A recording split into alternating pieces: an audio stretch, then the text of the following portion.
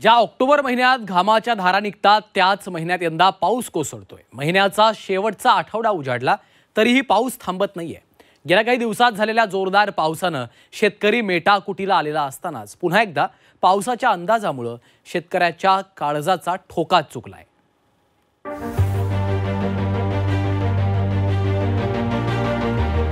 असा पावसाळा कधीच पाहिला नाही असं वाक्य सध्या जुन्या पिढीच्या तोंडी येते। ऑक्टोबर उजाडला तरी पाऊस कोसळतोय।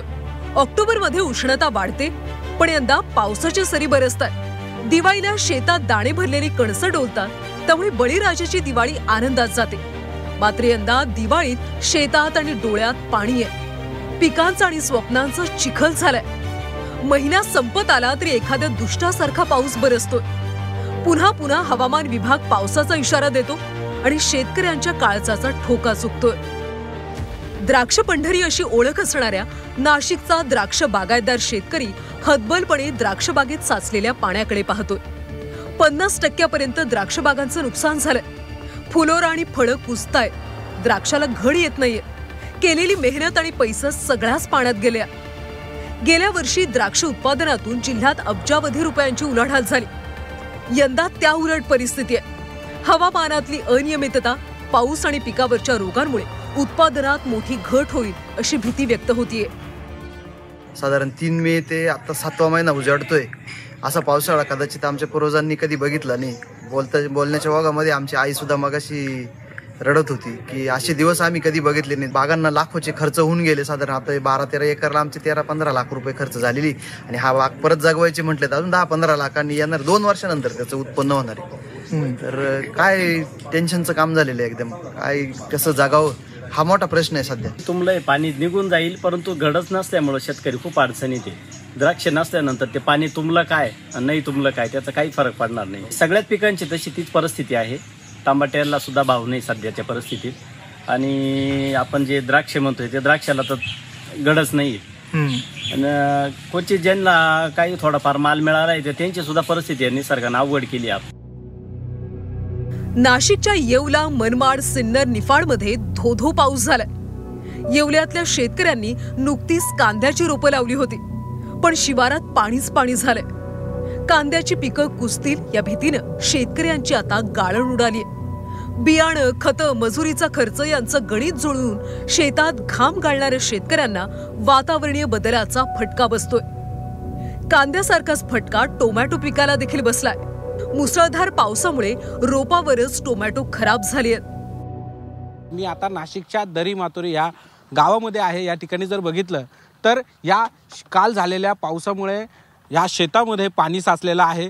जो टमाटा काढणीसाठी येत होता तो खराब झाल्याचं आपल्याला जर पाहायला मिळतंय। तर जो टमाटा चांगला आहे, टोमॅटो जो चांगला आहे तो आता काढण्याचं काम जे आहे हे शेतकऱ्यांचं कडून काढताना आपल्याला पाहायला मिळतोय। तर दुसऱ्या दृश्यांमध्ये जर बघितलं तर जे मजूर असतील किंवा शेतकरी असतील ह्या शेतातून पाणी साचलेल्या शेतातून प्रवास करताना किंवा येताना आपल्याला पाहायला मिळत आहे। खरं तर कालपासून जिल्ह्याभरामध्ये जोरदार पाऊस झाला आणि या पावसामुळे अतोनात नुकसान जे आहे ते शेतकऱ्यांचं झालेलं आहे। जेमतेम वाचलेले टोमॅटो काढायची धडपड सध्या केली जाते पण भाव पडल्यानं महिला शेतकऱ्यांनी नाराजी व्यक्त केली आहे।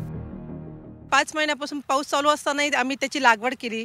त्याच्यानंतर ट्रॅक्टर तर चालतच नव्हते। आम्ही सगळे नळ्यांनी वगैरे पावडर मारून ते टोमॅटो इथं वाचवलेले आहेत। म्हणजे वाचवून माल आता काढण्यास आलेला आहे पण बाजारभाव आता इतका डाऊन झालेला आहे। म्हणजे जो टोमॅटो आम्हाला पिकवायला 30 रुपये किलोनी खर्च येतो, 20 ते 30 रुपये, तो आज आम्ही बाजारात 7 रुपये किलोनी विकतोय। म्हणजे आम्हाला नैसर्गिक संकट तर आहेच आहे प्लस हे बाजारभावामुळे आम्ही आणखीन आर्थिक संकटात सुद्धा सापडलो आहे। गोंदिया जिल्ह्यात देखील तीच परिस्थिती। अवकाळीच्या मारानं धान पिकं शेतात आडवी झाली आहेत आणि कुजली आहेत। कापणीला आलेल्या पिकाची पावसामुळे झालेली अवस्था पाहून शेतकरी पुरता कोलमडलाय। आता फक्त मायबाप सरकारच यातून तारू शकतं अशी अपेक्षा शेतकऱ्यांना आहे।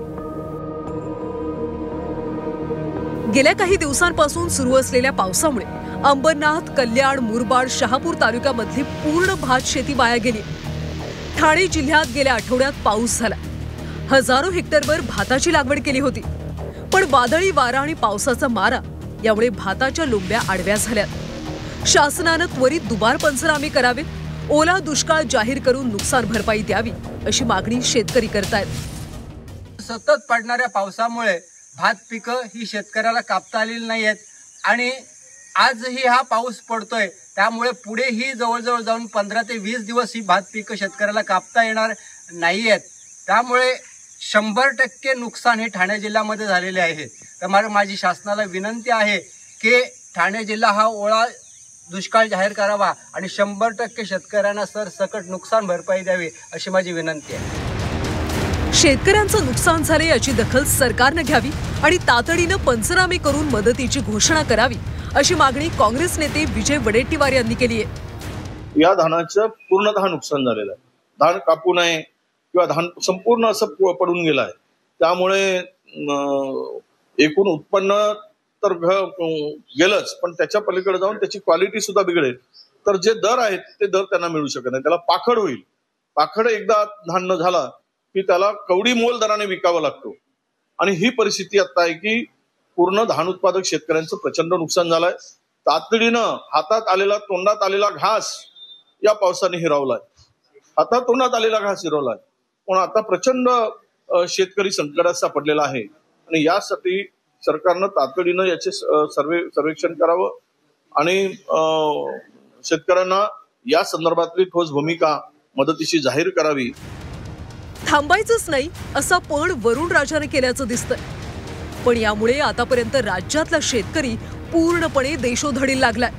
संसार वाहून गेलाय, पिकं वाहून गेली, आता थोडी एकवटलेली हिंमत त्या जोरावर तो उभा राहतोय।